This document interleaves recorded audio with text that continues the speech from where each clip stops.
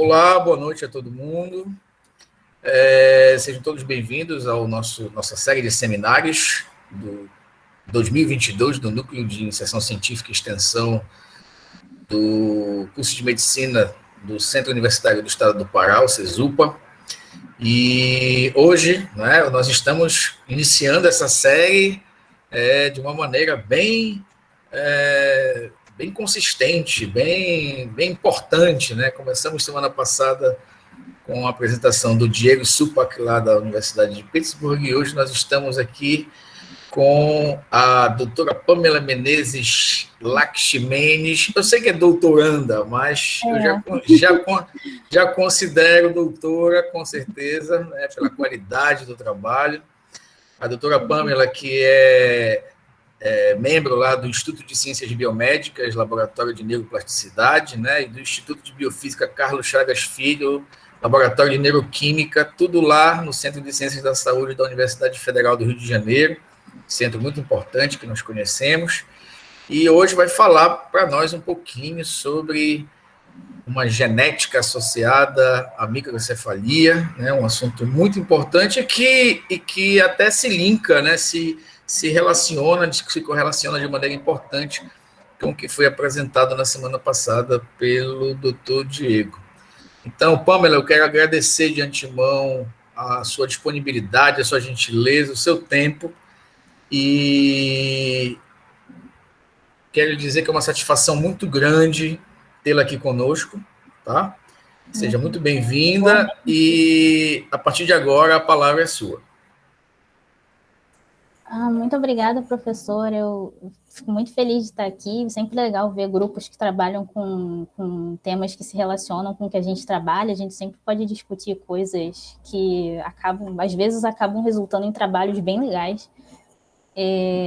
Então, muito obrigada por me dar esse espaço aqui para poder discutir um pouquinho sobre o meu trabalho. Vocês estão vendo a minha tela? Sim, estamos vendo. Então, eu vou falar um pouquinho sobre o CNPJ, que ele é um gene que, quando mutado, ele causa microcefalia. E eu vou falar um pouquinho sobre um trabalho que a gente publicou recentemente, agora, que foi resultado da minha pesquisa de mestrado. E nesse trabalho a gente viu que essa proteína CNPJ, ela regula, no contexto do desenvolvimento do córtex, ela regula o crescimento axonal dos axônios, dos neurônios, perdão, e ela faz isso através da desestabilização dos microtúbulos. Então, só para fazer uma introdução assim um pouco breve do contexto do modelo que a gente está estudando, é que a gente vê que no desenvolvimento cortical tem uma série de processos intrínsecos que ocorrem, eles são muito entrelaçados, eles podem ocorrer ao mesmo tempo, eles podem se distanciar um pouquinho, ocorrer em fases mais prematuras do desenvolvimento ou mais tardias. Então, a gente meio que divide eles em algumas fases para fins de compreender o processo por tal, mas eles não é um processo exatamente linear. Mas que aqui a gente consegue ver...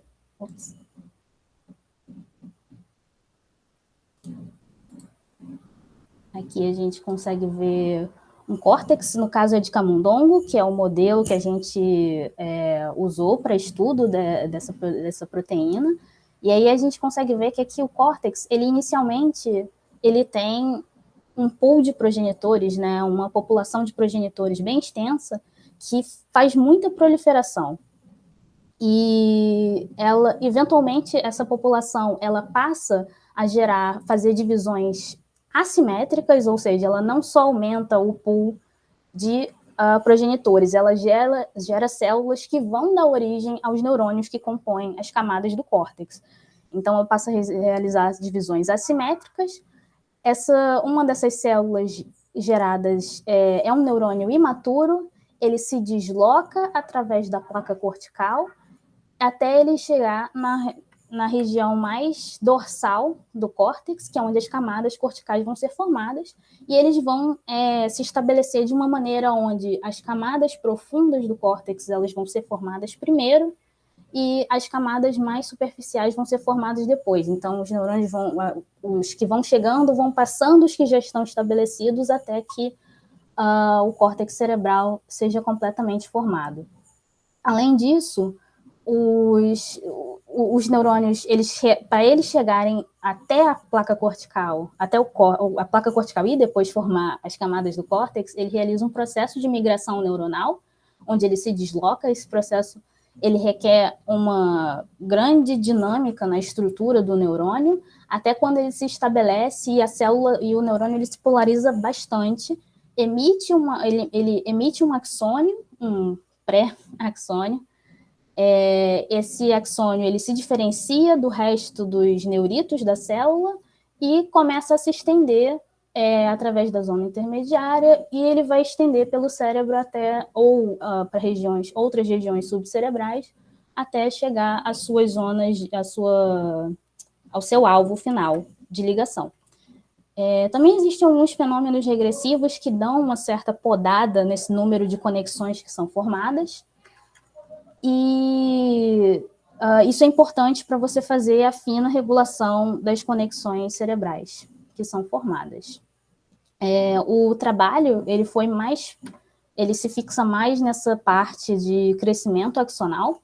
Então, para falar um pouquinho mais dessa parte, só para continuar um pouco a introdução, é que o crescimento axonal ele é essencial para a formação das projeções corticais. E as projeções corticais a gente pode diferenciar em 3 tipos principais, que são as corticofugais, ou seja, elas fogem do córtex, né, entre aspas, elas saem do córtex e se conectam a regiões subcorticais, sejam elas quais forem.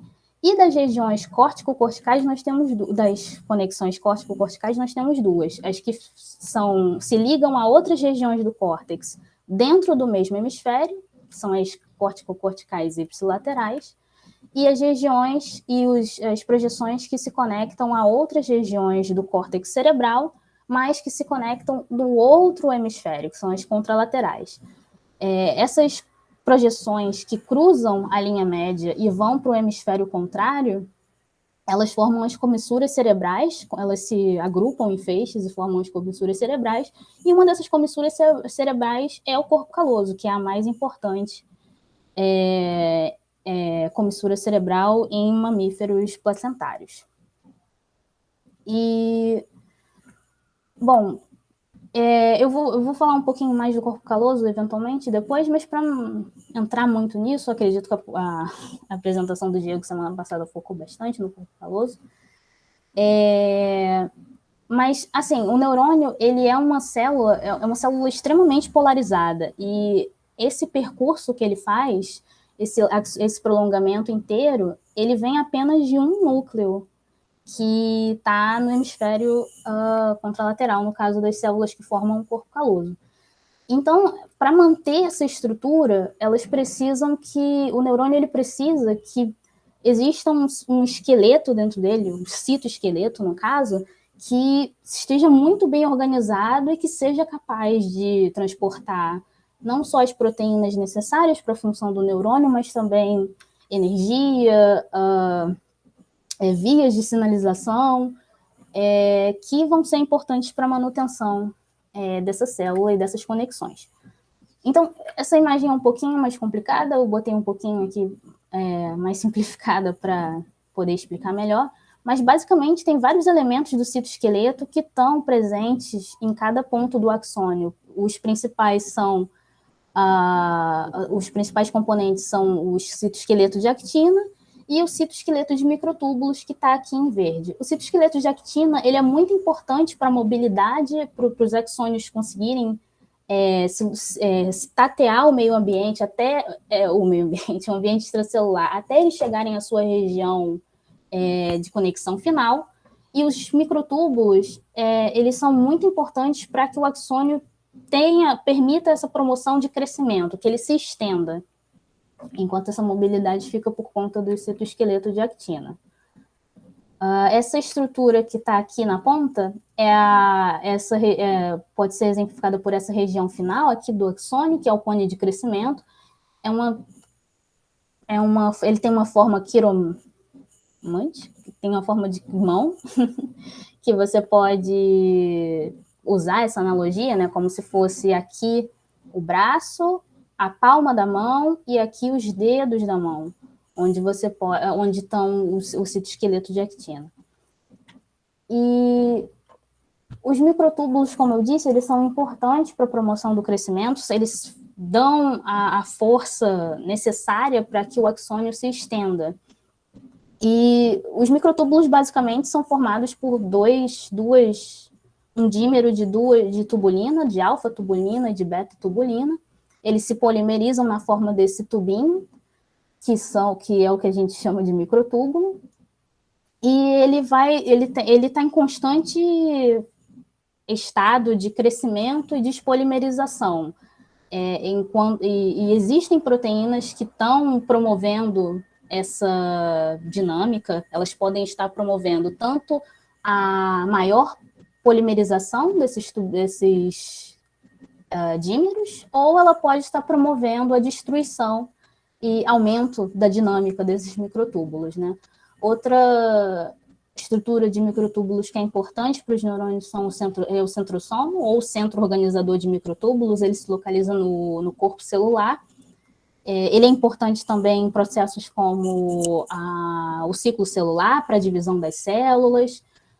E uma das proteínas tem muitas proteínas que regulam essa estrutura, essa organela celular. E em neurônios, a gente sabe que uma delas é o CNPJ. A CNPJ ela é uma proteína de arcabouço, ela está expressa em praticamente todas as células somáticas, até onde se sabe. E ela possui vários domínios estruturais aqui, eu não vou entrar muito no detalhe deles, mas tem esses 2 domínios funcionais do CNPJ que são bem importantes. PN23, que é importante para a desestabilização dos microtúbulos, e o TCP, que é importante para a formação do centrosomo, que é o centro organizador de microtúbulos, né? A mesma coisa, são só nomes diferentes para a mesma organela. E nós temos um trabalho de 2015, onde a gente viu que CNPJ é extensivamente descrita regulando células proliferativas. E nós vimos nesse trabalho de 2015, assim, esse trabalho da professora Patrícia, que é a PI do nosso grupo, e nesse trabalho ela viu que quando você tira a CNPJ, ele causa microcefalia quando ele está mutado, né? É claro, mas ela viu que o que acontece especificamente é que os progenitores, eles perdem a orientação, isso aqui é uma célula se dividindo, e aí os progenitores, eles perdem essa orientação organizada para poder se dividir, e isso causa uma falha no processo de divisão celular, que é normalmente o fenótipo, normalmente a causa da microcefalia, né? Quando você tem defeitos de proliferação. Você causa uma redução do número de células que formam o córtex cerebral e, com isso, a microcefalia em consequência. Mas, além disso, ela viu que também os neurônios, quando estão migrando, eles sofrem um certo atraso na sua migração quando você tem uma redução na expressão de CNPJ. Então, o que pode ser relevante quanto ao que a gente sabe sobre a função de CNPJ? Ele regula, através desse domínio, a formação do centrosomo, que é importante para a regulação do fuso mitótico e da separação do material genético, do material da célula. E ele é principalmente importante durante o processo de proliferação celular, e que esse domínio PN23 é muito importante para desestabilizar os microtúbulos. O CNPJ promove o sequestro dos dímeros de tubulina, e com isso o que ele promove é uma maior dinâmica dos microtúbulos na célula. Então, quando você tira CNPJ, o que você espera é que você promova um aumento da estabilidade dos microtúbulos. E aí, como eu disse, a célula migrante, ela precisa de uma dinâmica na estrutura dela para ela poder se locomover daqui das zonas proliferativas e se deslocarem até a placa cortical, onde elas vão se estabelecer. E isso é perturbado quando você tem uma redução na expressão dessa proteína. Então, na verdade, a gente acabou se perguntando, assim, se é bem conhecido para quem trabalha na área que a promoção da estabilidade dos microtúbulos, a regulação, na verdade, né, é preciso um certo equilíbrio, é muito importante para o crescimento axonal dos axônios, dos neurônios corticais. Então, a gente acabou se perguntando, na verdade, se CNPJ poderia também, além de regular essas outras características do processo de desenvolvimento cortical, se ela regularia também o crescimento dos axônios corticais. Então, a gente acaba fazendo a nossa estratégia de análise através da eletroporação no córtex cerebral. A gente eletropora o cérebro de camundongos em idades embrionárias de 14 a 15 dias, isso é um pico da neurogênese. É nessa idade também que os neurônios que vão formar as camadas que mais superficiais e que normalmente têm uma maior quantidade de células que formam um corpo caloso estão se formando. Então, a gente eletropora um RNA de interferência para CNPJ, isso causa uma redução no final, né, do processo explicando de forma simplificada, isso causa uma redução da expressão da proteína. E com essa análise, a gente pretende ver se CNPJ é expressa em neurônios corticais in vitro. A gente quer analisar, como a gente quer analisar o efeito especificamente no crescimento axonal, a gente tira todas as variáveis que tem no ambiente complexo, que é o cérebro em vivo. Então, a gente faz a maior parte das nossas análises in vitro.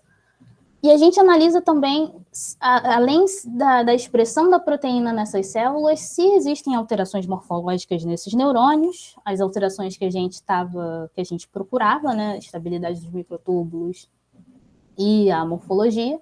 E a gente foi analisar também se o resgate da expressão da proteína retorna um fenótipo típico nesses camundongos. Para quem não sabe, a eletroporação ela é mais ou menos assim, a gente injeta as substâncias necessárias para que a gente consiga visualizar as células, ou seja, proteínas fluorescentes que vão permitir a visualização dessas células, depois por microscopia, e o RNA de interferência ou um controle para comparação para podermos fazer as nossas análises. Então, o primeiro achado que a gente tem é que a gente vê que, antes de fazer a eletroporação, o CNPJ ela é expressa em neurônios in vitro.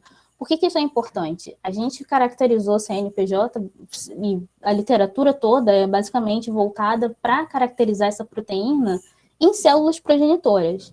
Então, foi importante a gente caracterizar a expressão dessa proteína nos neurônios já com algum grau de diferenciação, já comprometidos com células comprometidas com o destino neuronal, e a gente consegue confirmar aqui que as células, aqui está mais visível, aqui em vermelho é a expressão de CNPJ, é a expressão de um marcador de centrosomo, aqui é a expressão do CNPJ em verde, e a gente consegue ver que existe uma certa colocalização do marcador, então, como a gente esperava, CNPJ está regulando o centrosomo das células, mas ela também está dispersa pelo corpo celular e provavelmente associada ao citoesqueleto de microtúbulos, né?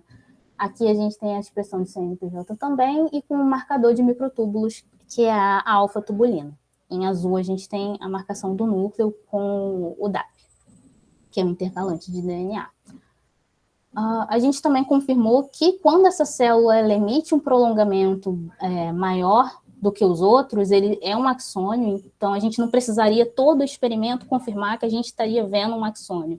Se ele está se diferenciando dos outros neuritos, é porque provavelmente ele é um axônio. Isso facilita um pouco as análises. A gente usou o marcador MAP2 para marcar os dendritos e o corpo celular, aqui em verde, e usamos 2 diferentes marcadores axonais, que é o SMI e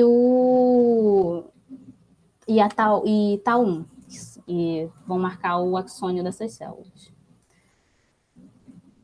Então, começando a fazer a eletroporação com RNA de interferência, a gente foi classificar se as células que a gente está eletroporando, elas têm a identidade que eu falei, né? A maioria das células que estão nascendo nessa idade, dia 14 a 15, elas são células que são SATB2 positivas, elas são um marcador conhecido por ser um marcador de células calosas.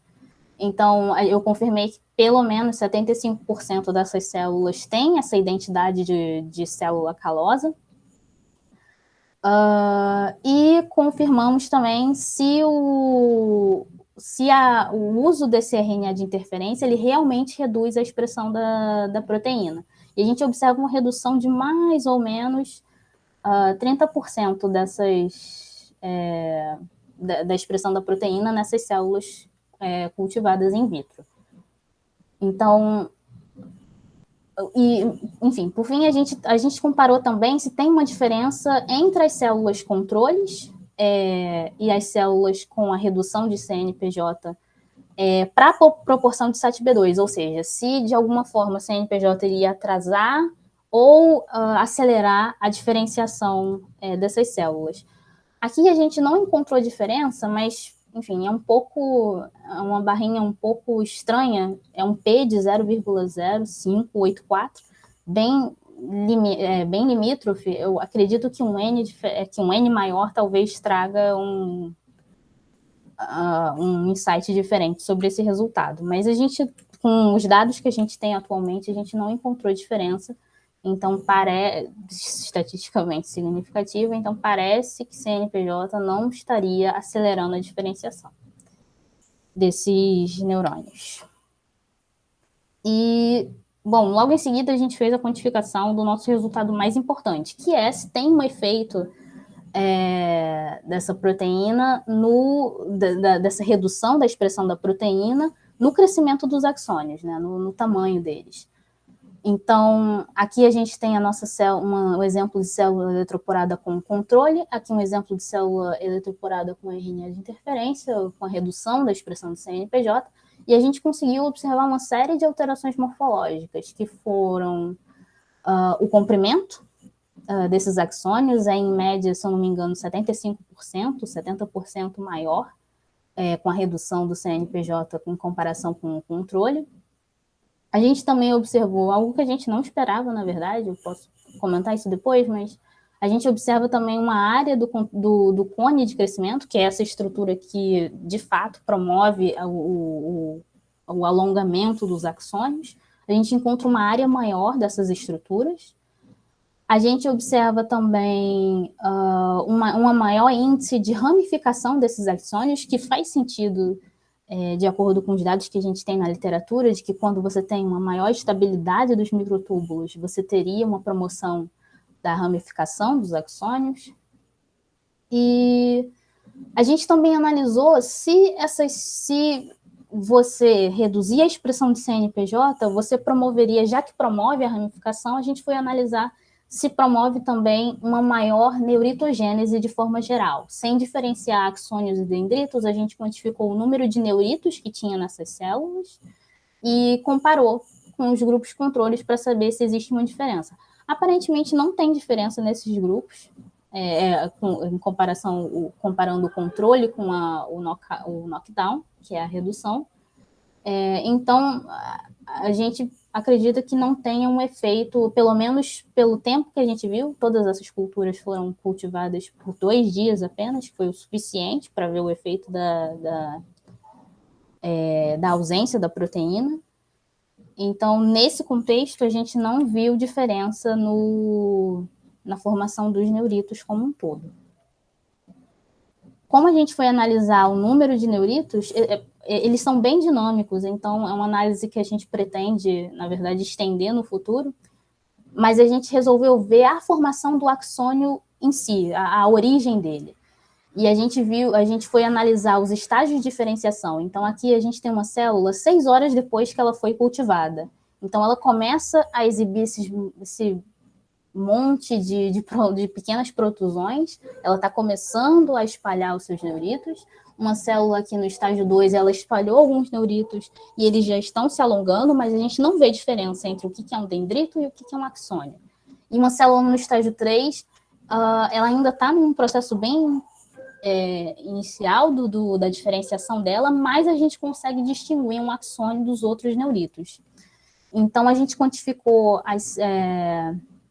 o número dessas células em cada estágio em 3 horários de cultura diferentes, né? A gente tem 6 horas após a cultura, 12 horas após a cultura e 1 dia após a cultura, que são exatamente estágios, são pontos chaves onde esses estágios normalmente são identificados como a maior parte do tempo de diferenciação, né? 6 horas para o estágio 1, 12 horas para o estágio 2 e 1 dia para o terceiro estágio. E quando a gente compara o controle com a redução, a gente viu uma variação muito grande, é verdade, nesses grupos. E assim como a comparação no número de células SATB2 positivas ou não, é possível que um N maior traga alguma diferença, mas, enfim,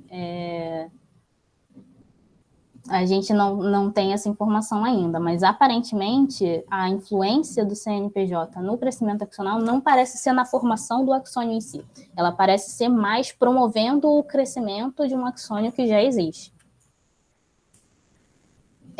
Então, eu falei bastante dos microtúbulos e da estabilidade deles, então a gente foi comparar marcadores de estabilidade de microtúbulos nessas células. Então, primeiro a gente comparou apenas um marcador de estabilidade, que é a alfa-tubulina acetilada, que está aqui em vermelho, e a gente comparou em 2 segmentos diferentes do axônio, que foi esse segmento mais proximal e um segmento mais distal, né, mais longe da célula e próximo do cone de crescimento. E quando a gente compara, a gente consegue observar uma maior presença desse marcador de microtúbulo estável na parte mais proximal e de uma forma mais consistente na parte mais distal desses axônios. Então, para saber se a gente conseguia observar realmente uma maior estabilidade de microtúbulos e não só a presença de um único marcador, a gente fez uma razão entre marcadores de um marcador de microtúbulo estável e um marcador de microtúbulo instável. E aí a gente comparou nesses axônios a proporção. Aqui tem a quantificação individual desses marcadores, mas quando a gente vê a proporção no controle comparado à redução da expressão do CNPJ, realmente é visível que a proporção em si é maior. Então, a gente acredita que realmente exista mais microtúbulos estáveis nessa célula do que no controle. Aqui a gente começa a quantificar uma condição diferente, que é a superexpressão do CNPJ, né? Se superexpressar CNPJ, causaria uma redução na estabilidade dos microtúbulos, já que ela desestabiliza. E aí a gente consegue observar que os níveis são bem parecidos com os controles, assim, eles são um pouquinho mais consistentes aqui, mas eles são bem parecidos. Então, eu posso até discutir sobre isso depois, o porquê da gente não ver uma diferença nesses casos, não ver uma redução bem visível, mas, de linhas gerais, assim, a célula, ela está num momento do desenvolvimento bem inicial e tem um certo limite para a ação da proteína, assim, então, a gente acredita que ela meio que atingiu esse limite e não consegue promover muito mais do que o limite da ação dela. Basicamente é isso. E esse eu acho que é o penúltimo resultado. A gente viu que se a gente resgatasse a expressão dessa proteína, a gente foi olhar o que isso causaria no fenótipo mais importante que a gente observou, que foi o aumento no crescimento dos axônios, né? E aí aqui a gente tem aqueles mesmos grupos iniciais, o controle, tem um axônio desse tamanho, a gente vê a redução com um axônio bem maior, a superexpressão tem um tamanho um pouquinho reduzido, mas bem parecido com o controle, e quando a gente faz o resgate da expressão, ou seja, a gente superexpressa ao mesmo tempo que a gente reduz a expressão da proteína. Então, supostamente, essa célula deveria parecer com um controle, que é o que a gente observa aqui nesse caso. Eu falei daqueles 2 domínios específicos que são importantes para a função de formação e regulação do centrosomo, que é o centro organizador de microtúbulos, e para a atividade desestabilizadora da proteína de fato. E o que a gente tenta resgatar a proteína, em vez de resgatar com uma proteína normal, a gente resgata com um dos domínios deletados, né? Então, se a atividade de desestabilizar os microtúbulos realmente for importante, quando a gente resgatar com uma proteína que tem esse domínio deletado, a gente vai observar um fenótipo bem parecido com a redução, porque ele acaba não conseguindo voltar à atividade que é necessária para regular esse fenótipo. E é exatamente o que a gente observa.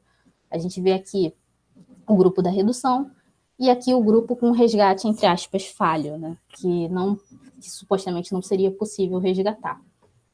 E aqui os outros grupos, mesmo o resgate normal, a gente compara também com uma célula sem intervenção nenhuma além da fluorescência, e a gente vê exatamente esse fenótipo, né? Quando a gente resgata com esse domínio do centrosomo deletado, a célula também apresenta um fenótipo normal. Então, provavelmente, a função do centrosomo, esse grupo é um pouquinho mais disperso que o grupo controle, não é tão consistente, mas eles ainda assim não apresentam diferenças estatisticamente significativas. Então, pode ser que exista alguma influência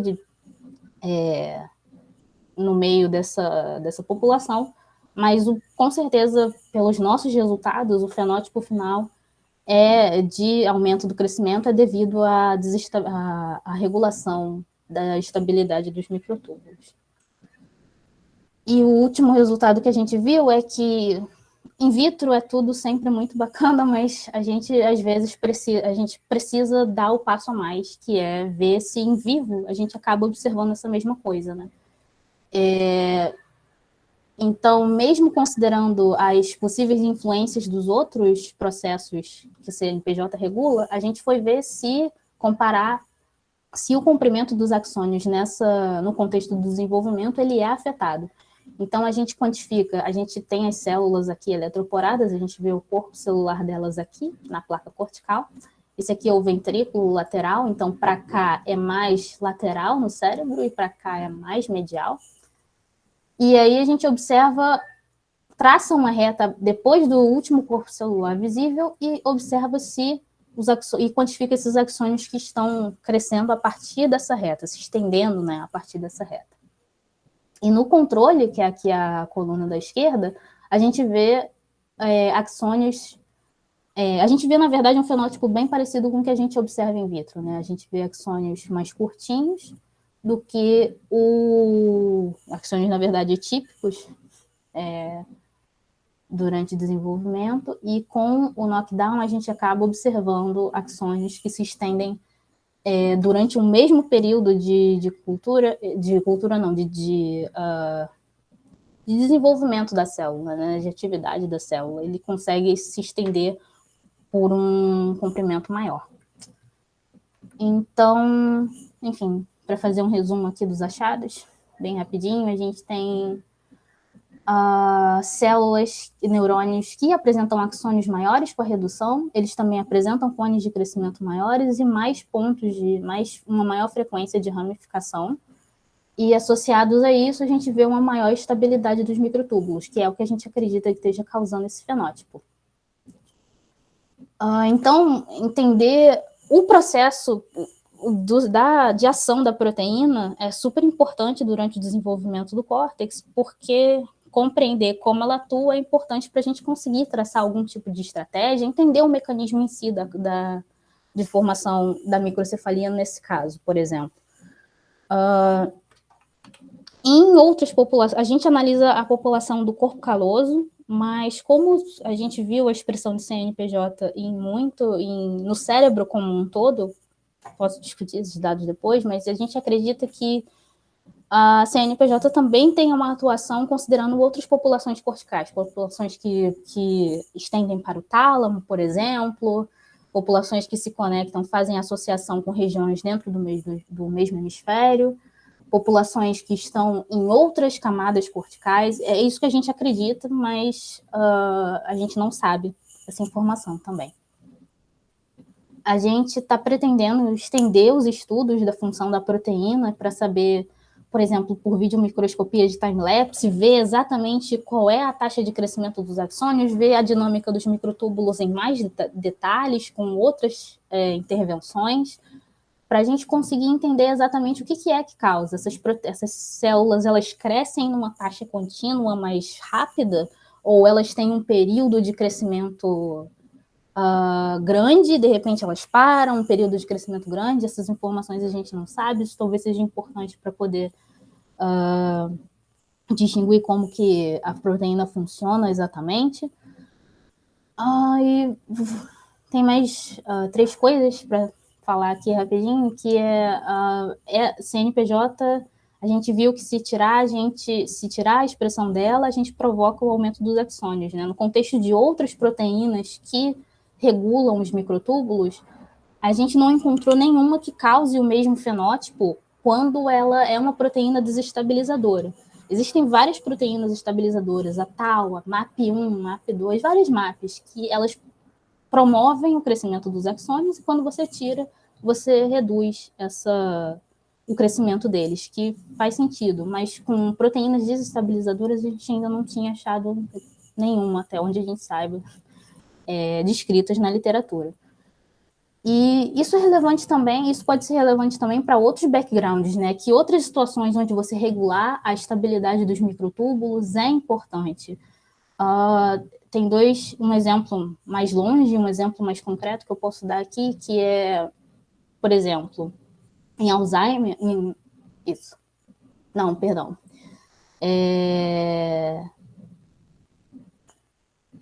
acho que é em Alzheimer, que você tem a Tau, e ela é uma proteína associada a microtúbulo, ela é uma proteína que promove o crescimento dos microtúbulos. Então, seria possível usar uma proteína como CNPJ para poder ajudar numa possível estratégia terapêutica? São todas as perguntas que a gente pode fazer. E aí, para dar um exemplo mais concreto, tem um trabalho atualmente no laboratório, eu acredito que vai ser publicado daqui logo mais à frente, mas que a gente observou um modelo de glioblastoma, que é um câncer que é observado no sistema nervoso central e que ele prolifera bastante, ele é bastante agressivo, e a estratégia que foi utilizada é exatamente tentar manipular a expressão de CNPJ nesse contexto para poder ver se você pode promover a redução desses tumores.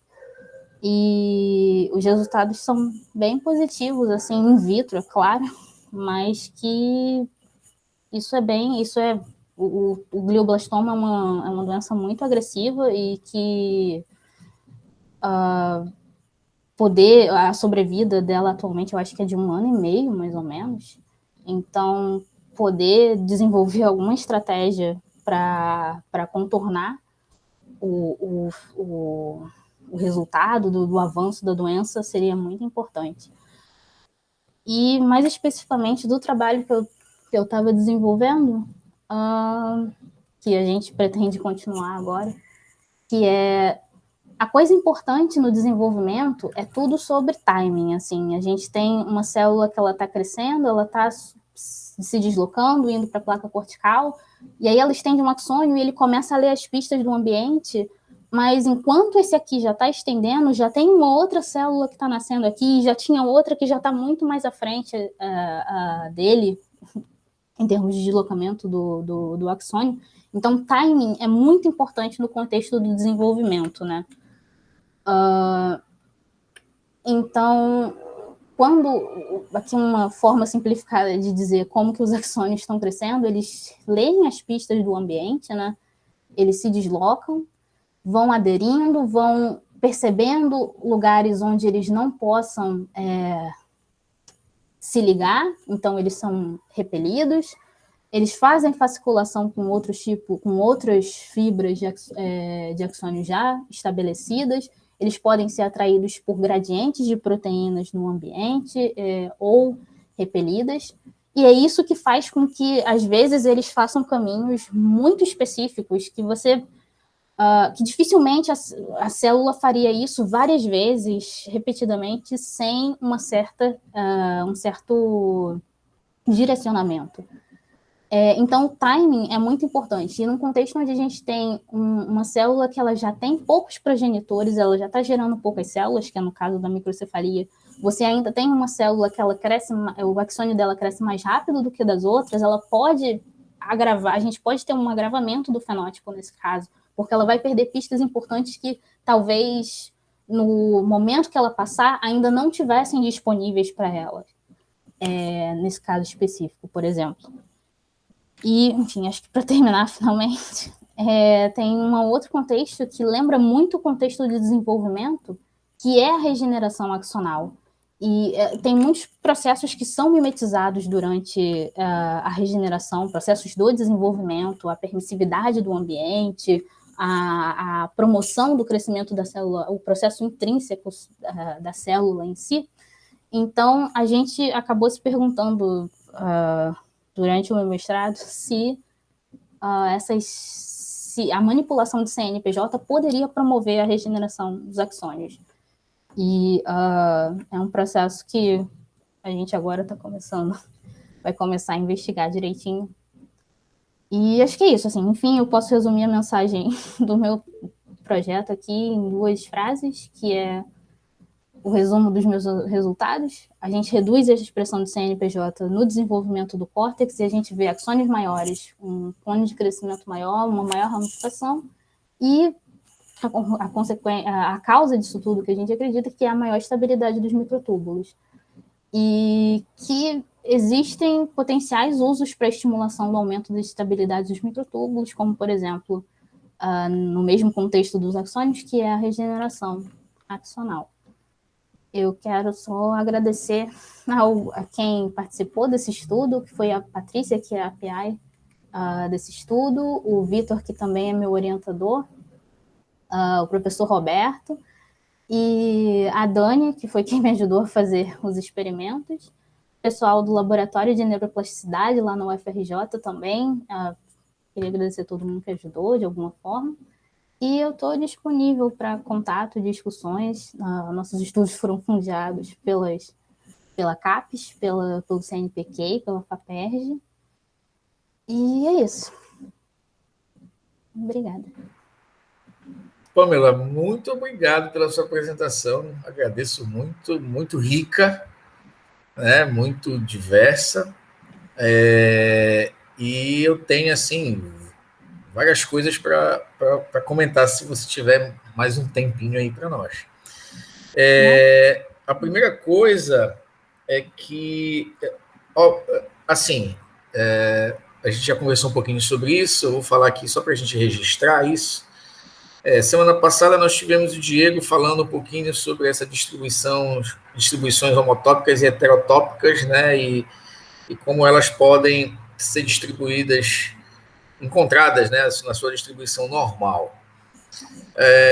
E você vem, né, nos lembrando um pouco que existem conexões que são fugais, conexões que são modulares dentro dos próprios hemisférios, e conexões que são interhemisféricas, que aí entram no contexto que o Diego colocou, né? São homotópicas ou são heterotópicas, mas que no final das contas acabam sempre culminando em uma organização cortical que a gente conhece de diferentes camadas, distribuídas ao longo do desenvolvimento pelos mecanismos que você definiu, que você estudou e que você estuda, né?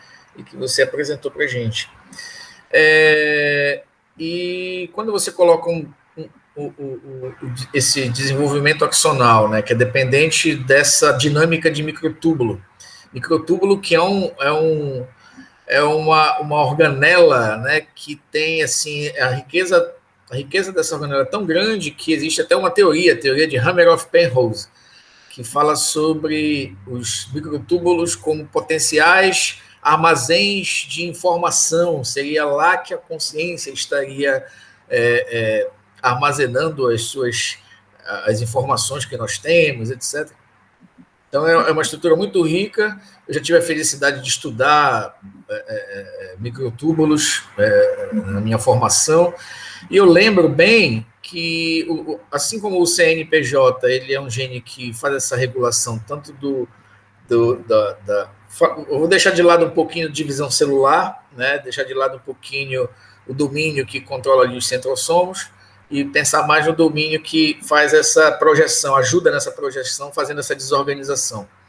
Eu lembro que os cones, né, de crescimento, eles são formados por filopódios e lamelopódios. Uhum. E que é justamente nas pontinhas dos dedos dos filopódios que estão distribuídos ali receptores que fazem essa detecção de gradiente. Eu lembro de ter lido um artigo na Nature que até mostrava que os neurônios, esse direcionamento, ele era baseado exatamente na concentração, que é interessante, não é nem onde tem mais, nem onde tem menos, é onde tem mais ou menos.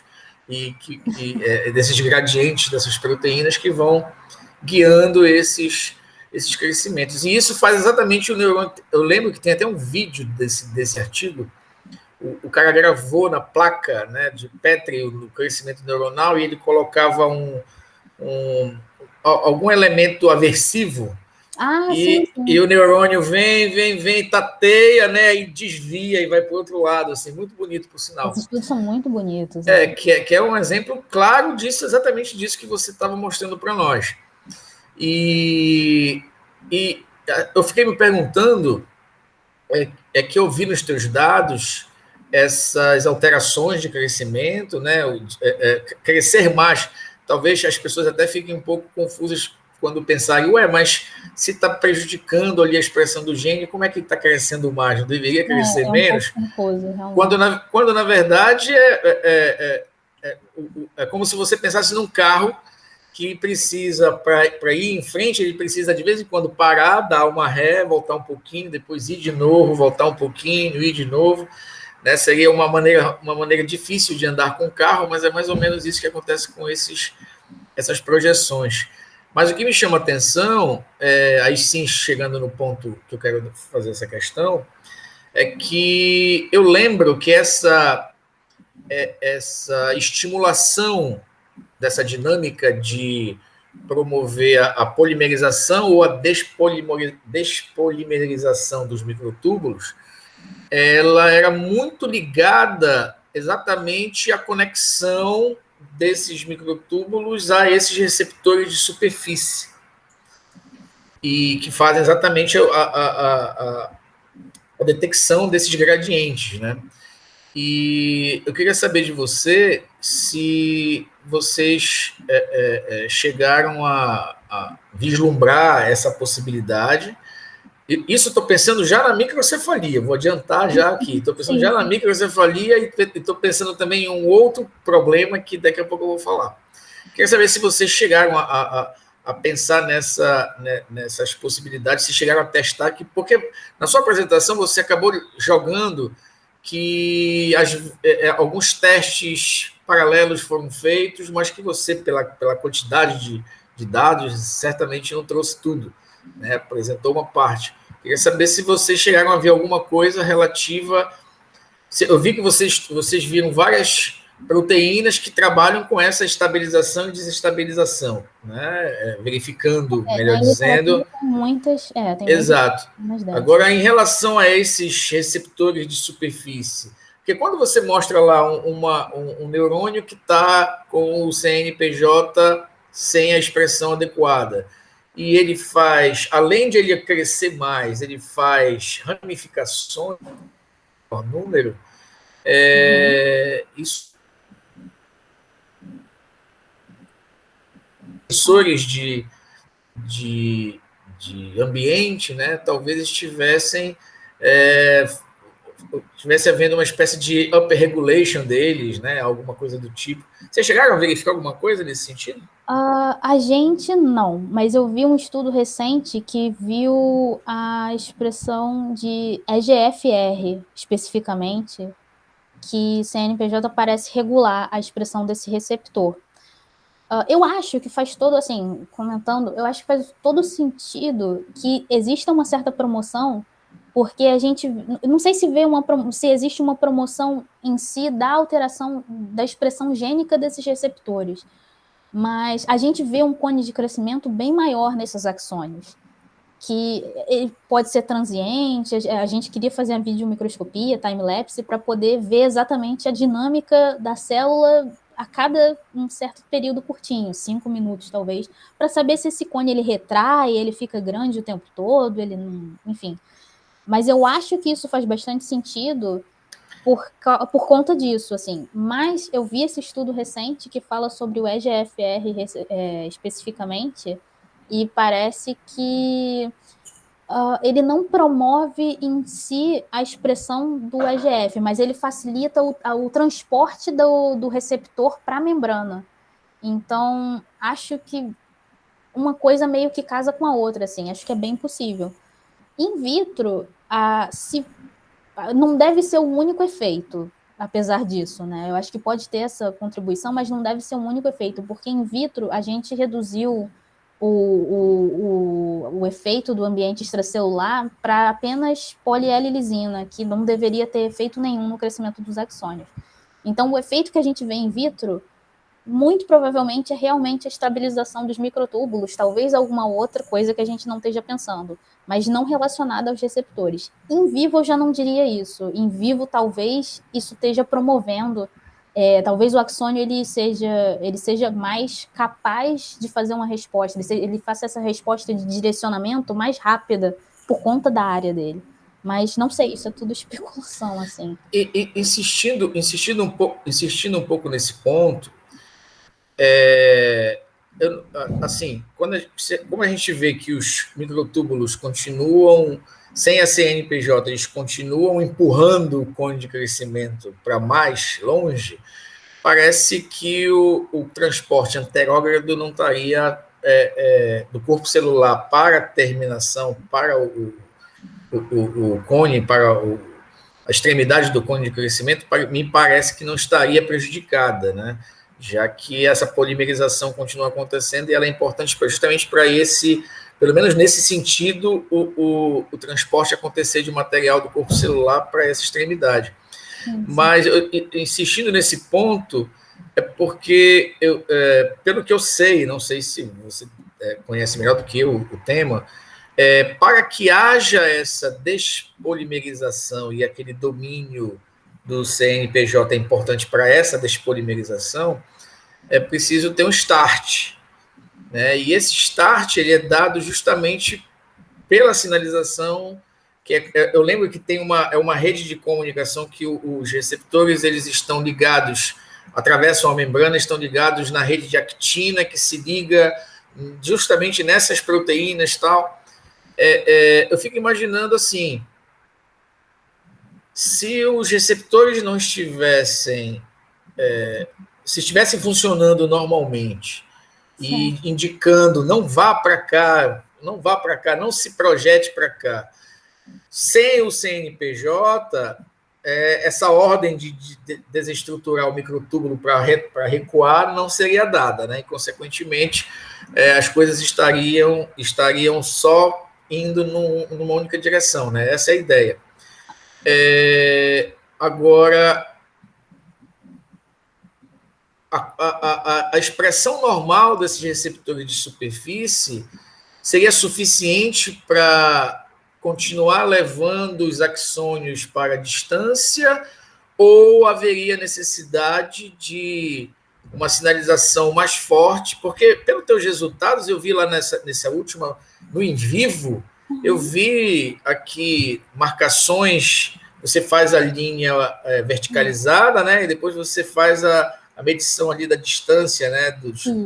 Das marcações e até onde você encontra isso. Eu vi marcação de axônio numa posição bem mais distante do que aqui. Não sei se eu vi mal aqui, mas eu vi é exatamente em isso. posições bem mais distantes do que o normal, né? Então eu fico imaginando se tudo bem, eu não tenho a CNPJ e isso vai fazer com que ele siga em frente. Agora, para ele seguir tanto em frente assim, essa maior ramificação que eles também estão demonstrando, se não seria necessário que outras forças também atuassem, né? É especulação, né? Não, é super relevante. Mas é a base teórica que a gente tem, né? Não, é super relevante. A gente, na verdade, assim, eu falei essa coisa dos receptores, ele poder responder melhor porque tem uma área de cone de crescimento maior, mas também existem dados na literatura. Acho que tem um artigo do Eric Dent, da Kate Khalil, que é um artigo bem clássico, assim, em 2001, se eu não me engano, em que eles descrevem exatamente essa dinâmica do axônio, do citoesqueleto de actina, o que ele faz, os microtúbulos, o que eles fazem, se responde bem a virar. E, assim, pelo que a gente estava lendo, a gente, na verdade, estava preocupada, assim, enquanto o axônio ele estiver crescendo numa direção que ela é retilínea ou bem parecido com o caminho reto, ele vai estar respondendo bem. Mas quando chegar um momento onde ele precise fazer uma curva muito aguda ou ele precise se direcionar para outro lado porque achou uma pista que diga isso para ele, ele pode ter esses problemas, ele pode, exatamente por conta da superestabilização dos microtúbulos, ele pode não conseguir virar muito bem. Então, na verdade, a gente estava exatamente pensando em fazer o ensaio de videomicroscopia, esse era um dos principais motivos. Porque o que a gente sabe da literatura é quando o cone está muito grande, é porque ele está tateando exatamente o ambiente, ele está tentando ali achar para onde eu vou, o que eu faço aqui. E só que no caso do CNPJ, ele cresce bastante, ele não tem nenhum problema para se estender. Então, a nossa dúvida é, ele consegue se estender, mas ele consegue fazer um caminho bem específico? Ele consegue girar? A gente não sabe. A gente pensou em fazer esses ensaios que você falou no início, que eram bem bonitos, de você bota uma proteína repelente ou algo assim, e ver se eles viram. É algo Esse crescimento do lamelopode me chamou muita atenção, porque a diferença também é bem grande, né? Esquecendo um pouco daquela estatística ali, eu acho que o N realmente tem um peso grande nessa história. Aquele lamelopode ali está muito grande. Então, me parece muito com um processo adaptativo, né? Eu não tenho.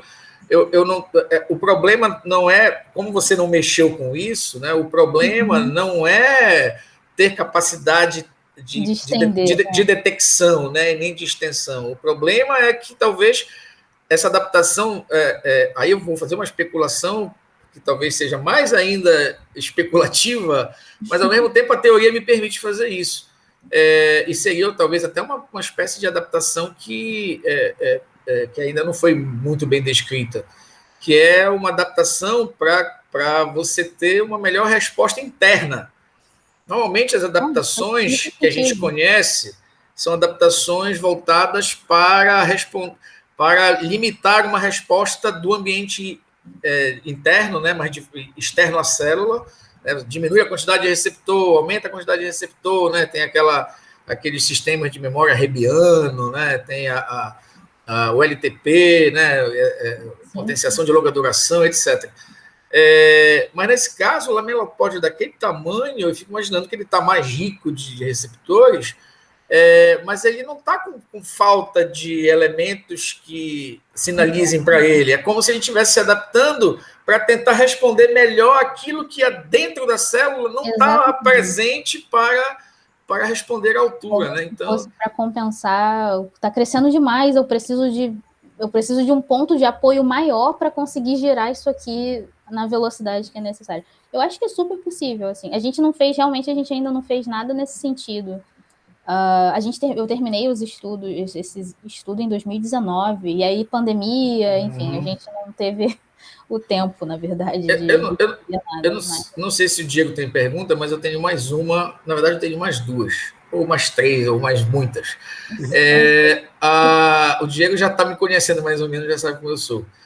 Pelo teu em vivo, eu percebi que aquelas fibras ali, elas não são fugaz, já que elas estão indo em direção à linha média. Isso.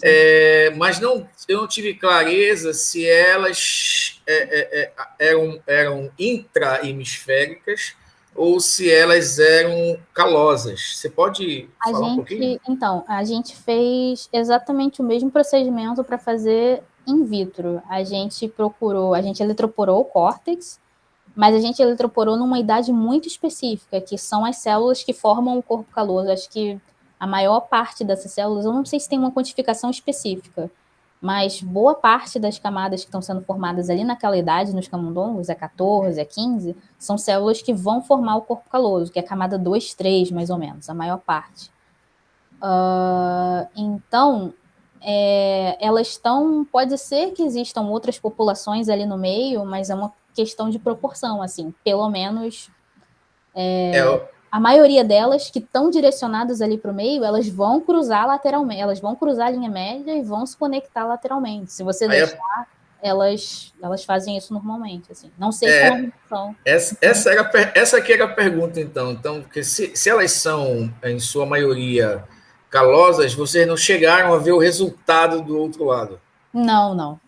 A gente fez essa em vivo, a gente deixou por 4 dias dentro do útero. E aí, esses 4 dias, o primeiro dia, elas estão saindo ali do ciclo celular, elas estão começando a se deslocar. Leva mais ou menos um dia, assim, a mais, elas se estabelecem e começam a emitir o axônio. E o resto do tempo é aquele caminho todo que elas percorreram, assim. Eu já fiquei pensando no impacto, né, dessa diminuição da expressão do CNPJ sobre essa distribuição homotópica e heterotópica que o Diego nos apresentou na semana passada. Eu estou pensando nisso porque é aquilo que eu falei, né? Tudo sobre timing. Se ela vai correr muito rápido, se a gente faz uma redução só de uma pequena população e vê o que essa pequena população faz, não sei para onde que ela vai, não sei se ela vai seguir as mesmas pistas, porque ela vai estar numa janela temporal diferente, então não sei. E assim, como aquelas fibras são calosais, acredito que você não tenha testado neurônios que fossem interhemisféricos. Você chegou a marcar alguns? Não, os calosos intrahemisféricos, você diz? Desculpa. Intrahemisféricos. Não. A gente não testou nenhuma outra população cortical. Pelos dados que a gente tem da expressão do CNPJ no córtex, a expressão dela a expressão da proteína é bem difusa pelo cérebro inteiro, sem diferença. Assim, você tira qualquer fatia do córtex em desenvolvimento e você vê a expressão da proteína na placa cortical inteira. Então, assim, eu acho que o efeito esse efeito do crescimento que a gente vê, ele é generalizado. Eu não acredito que tenha populações específicas que sejam favorecidas por isso. Mas a gente não olhou nenhuma outra população cortical, não. Essas minhas perguntas teóricas é porque o nosso grupo de pesquisa é em neurociência teórica e aplicada, tá? Então, é nesse sentido. Embora a gente trabalhe com quem experimenta, né, com quem faz imaginologia de primatas, essas coisas. Eu perguntei isso por quê? Porque seria muito interessante ver o que eu acredito que ia acontecer é que esses módulos que são criados por essas conexões intrahemisféricas, eles se desfariam, né? Não seriam mais montados como normalmente, como você disse, seria um efeito difuso, então afetaria todas as distribuições. E quando a gente faz análise de redes, essa modularidade é algo que é muito importante para o desempenho de funções específicas, para que elas emerjam dessa atividade modulada. Inclusive tem um pessoal da própria UFRJ, da COP, né, na UFRJ, Sim, né, sim. que tem um modelo computacional interessante porque no autismo, Uhum. isso quer dizer, falar de Zika de outra coisa. No autismo, o quadro clínico do paciente, ele casa muito com uma atividade que é modular sem conectar esses módulos, né? Que o normal a gente vê os módulos intracorticais funcionando nos hemisférios, mas existem conexões interhemisféricas que fazem esses diferentes módulos conversarem entre si. E, de alguma maneira, no autismo, o modelo que fala que você tem módulos trabalhando muito mais do que outros, ou módulos trabalhando praticamente sozinhos, casa muito bem com o, o, o grau de gravidade da manifestação clínica no autismo, que é uma doença do neurodesenvolvimento, né? É um transtorno, melhor dizendo, obedecendo a terminologia do DSM-5, é um transtorno do neurodesenvolvimento. Isso. Então, eu fico imaginando que também um caminho por aí, não sei se vocês vislumbram isso, né? Você falou em Alzheimer, mas eu fico imaginando também o impacto desse conhecimento que vocês estão produzindo sobre o conhecimento dos transtornos do neurodesenvolvimento, porque eles me parecem muito mais aderidos, né, àquilo que vocês estão fazendo. Vou fazer uma última colocação, depois o Diego, se quiser fazer alguma pergunta, algum comentário, pode fazer. Já estou tomando muito tempo. Zika.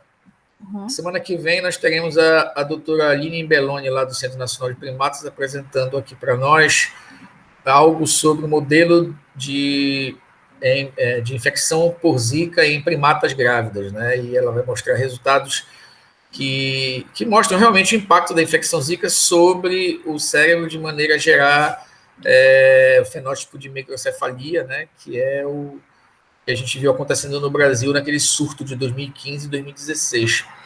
Eu fico imaginando se, de repente, né, o CNPJ é um grande candidato, pelo que eu estou vendo, a ter o seu efeito prejudicado pela infecção viral, né, já que o vírus prejudica a expressão gênica por sua inserção no próprio material genético. Você sabe alguma coisa sobre impacto de infecções virais sobre expressão de genes como o CNPJ? A gente, recentemente, a gente começou a fazer colaboração para fazer análise da proteômica e a gente estava meio que tentando ver o que está alterado e o que a gente consegue, se faz sentido o que está alterado, a gente consegue ver alguma proteína que é frequentemente correlacionada com fenótipo de microcefalia. E eu não lembro, CNPJ, a gente, pela análise assim, mais superficial que a gente viu, eu lembro de ter olhado e não ter visto o CNPJ na lista. Mas eu lembro de ter visto uma outra proteína, na verdade, eu lembro de ter visto um microRNA, que era. Tem um estudo publicado sobre isso, acho que é microRNA 9, se eu não estou enganada. Mas que a gente está vendo, enfim, esses dados já estão até para publicar, acho, a gente está submetendo, se eu não me engano. E a gente vê também uma diminuição da estabilidade dos microtúbulos em Zika. Então, ou seja, eles têm o crescimento prejudicado com a infecção de Zika. E, basicamente, esse artigo que fala do microRNA 9, ele é um microRNA que também ele está associado com estabilização dos microtúbulos. E aí eles veem exatamente isso. Como a infecção de Zika, esse microRNA está super aumentado e aí ele lima o crescimento dos axônios absurdamente. Na verdade, os microtúbulos, né? A estabilidade dos microtúbulos absurdamente. Então, assim, com CNPJ não, mas tem algumas outras proteínas que parecem estar alteradas, que têm relação com os processos celulares que causam microcefalia ou que agravam o fenótipo de microcefalia. Agora, o microRNA é um dos papéis fundamentais desse elemento, que é até bem recente, né? é também influenciar na expressão gênica. Não poderia caber aí uma hiperexpressão de CNPJ? É possível, assim, é tudo muito. CNPJ tem vários sítios de ligação, vários domínios de ligação. A gente sabe que ele pode ser fosforilado, por exemplo.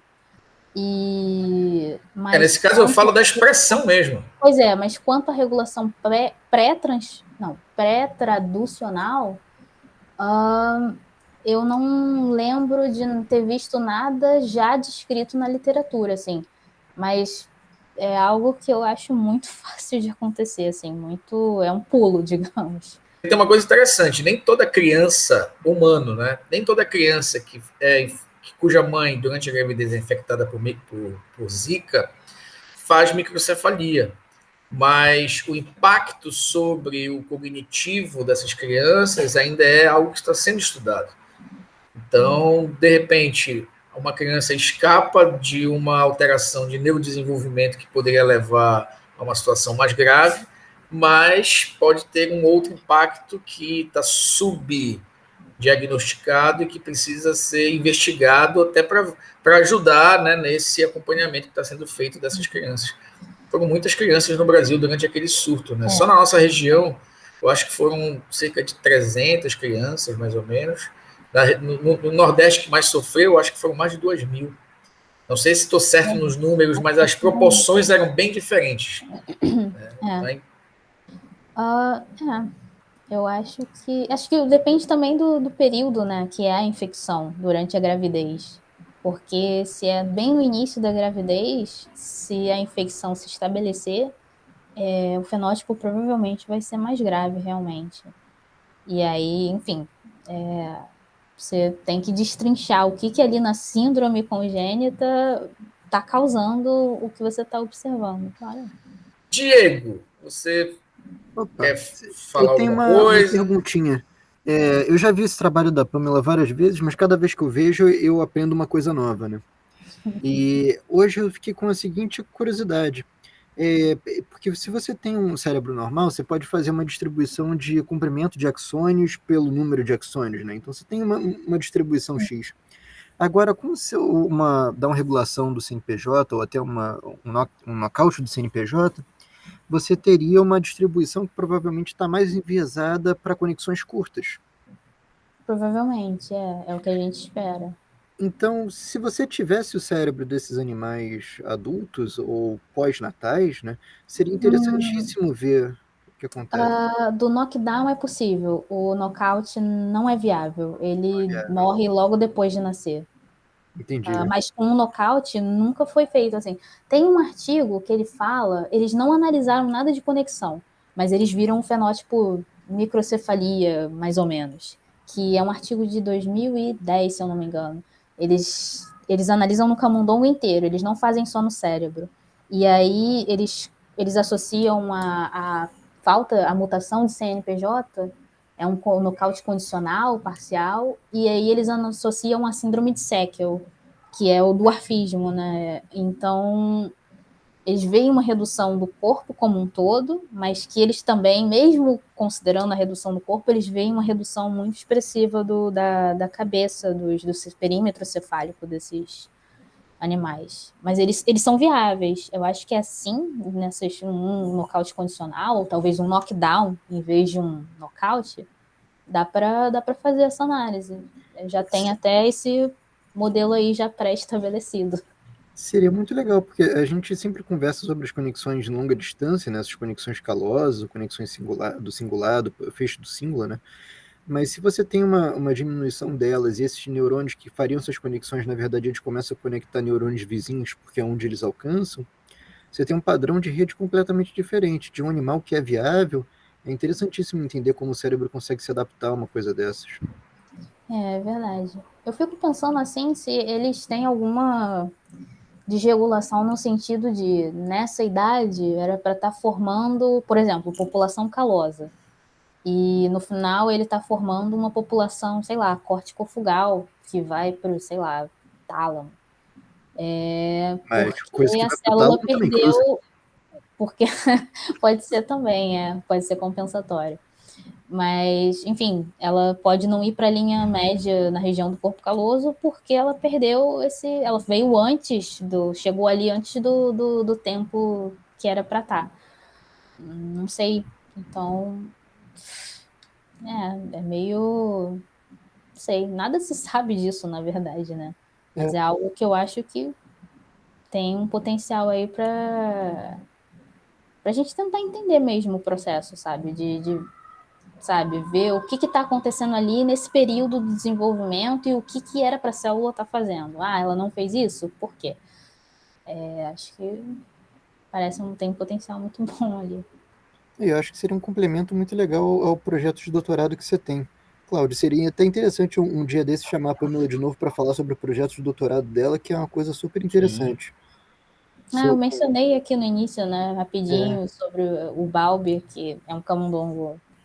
Ele tem a gente não sabe, né, o que causa, mas ele tem essas variações na formação do corpo caloso que vão desde nada até muito caloso. Então, são é um animais outro que tipo de projeto, mas que também talvez tenha relação com essa...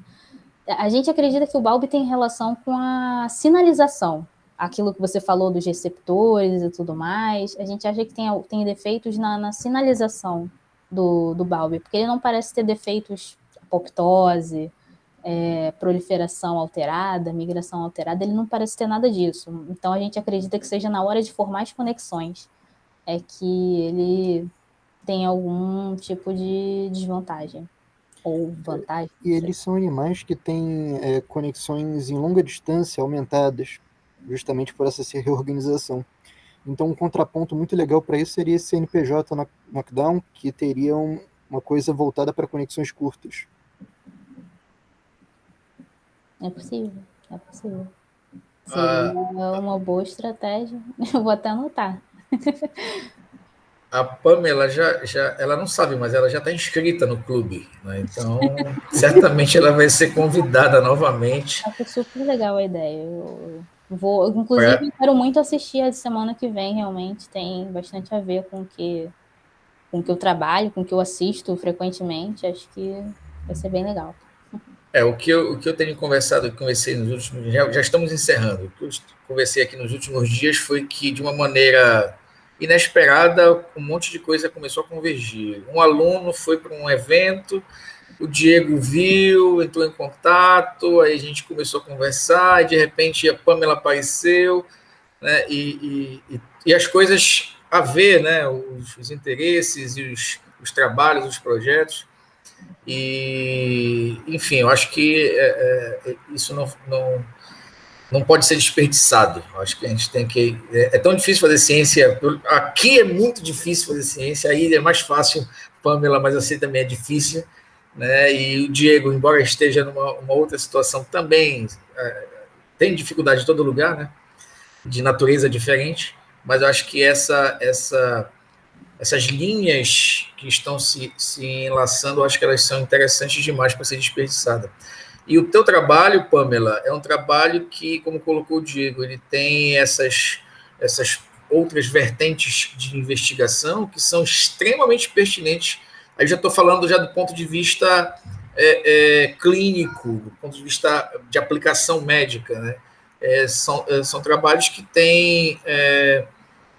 além de ter uma base teórica muito forte, porque é algo que é bastante estudado há bastante tempo, né? Então tem uma base teórica muito, muito grande sustentando essas hipóteses que estão surgindo, por exemplo, a partir dos teus resultados, e que tem certamente um impacto translacional muito grande para o entendimento dessas condições que a gente fala agora de Zika, né? Porque é algo que está aí, né? Continuam casos acontecendo, não mais naquele número de surto, mas continua acontecendo. Mas existem outras condições que estão há muito mais tempos aí sendo enfrentadas pelo homem, como os transtornos do neurodesenvolvimento, são de vários tipos, né, atencionais, linguagem, etc., que passam exatamente por alterações que algumas são reversíveis, outras não são, do ponto de vista clínico, né? e de que maneira o sistema nervoso lida com isso para que determine o que é ou o que não é reversível. Aí você falou até um pouquinho da regeneração axonal possível através de uma estimulação, né, específica. Então, assim, tem muita coisa que você está trabalhando em cima de base muito concreta e em cima de perspectivas também muito concretas. Isso é muito importante para o cientista, você está de parabéns. Diego, você quer dizer mais alguma coisa? Não, eu acho que eu já fiz a minha pergunta, mas eu só queria falar que eu gostei muito da apresentação da Pamela e concordo com você, Cláudio. Acho que a gente não pode deixar passar a chance de fazer esse laço de colaboração. Verdade. Então, quero novamente te agradecer muito pela tua gentileza, pela tua simpatia e pelo grau de inteligência que o teu conhecimento trouxe para nós, tá? A última palavra é sua, antes de nós encerrarmos. Muito obrigada. Eu queria agradecer também pelo convite. Eu concordo plenamente com a gente fazer, colaborações, conexões. Eu acho que aqui no Brasil, principalmente, a gente tem, principalmente no governo atual, né? A gente tem essa dificuldade de conseguir recurso e de conseguir informações no geral e financiamento. Então, a gente corre atrás do jeito que dá, e acho que isso é muito importante, realmente, assim, a gente se juntar, cada um juntar um pedacinho, acho que a gente consegue fazer uma coisa muito bacana, assim. E é isso, assim, gostaria de agradecer muito eu acho muito legal fazer isso, eu fico feliz de verdade, agradecer pelo convite e tudo mais, pelas discussões e pelas possíveis discussões do futuro, e é isso. Virão, não tenha dúvida que virão. Muito obrigado, boa noite para vocês, bom final de semana